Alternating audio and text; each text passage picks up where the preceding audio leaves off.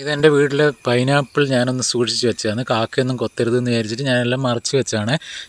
എൻ്റെ വീട്ടിൽ പൈനാപ്പിളിന് ഒരു ചരിത്രമുണ്ട്, 40 വർഷത്തെ ചരിത്രം. ഞാൻ കുഞ്ഞായിരിക്കുന്ന സമയത്ത് എൻ്റെ ബന്ധു ഒരു വല്യമ്മേൻ്റെ വീട്ടിൽ നിന്ന് ഞാൻ പൈനാപ്പിൾ പൊട്ടിച്ചെടുത്തു പഴുത്തിട്ട് കണ്ടിട്ട്. അപ്പോൾ ഭയങ്കര ശകാരം എനിക്ക് കിട്ടി. അപ്പോൾ എനിക്ക് ഭയങ്കര സങ്കടമായി. അവിടെ വർഷങ്ങളോളം എനിക്ക് ആ വീട്ടിലേക്ക് പിന്നെ വിലക്കാണ് ഉണ്ടായത്. അങ്ങനെ ഞാൻ എന്ത് ചെയ്തെന്ന് പറഞ്ഞാൽ അവിടെ നിന്നൊരു ഇതേപോലത്തെ വേറെ ഒരു സ്ഥലത്തു നിന്ന് ഇതേപോലത്തെ കിരീടം ഞാൻ പൊട്ടിച്ച് വന്നിട്ട് ഇവിടെ എൻ്റെ വീട്ടിൽ നട്ടു.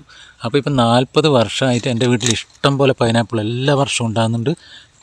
അവരുടെ വീട്ടിൽ പിന്നെ ഉണ്ടായിട്ടില്ല, അതോടുകൂടി നശിച്ച്. അപ്പോൾ 40 വർഷത്തെ ചരിത്രം ആണ് എൻ്റെ വീട്ടിലെ പൈനാപ്പിളിന്.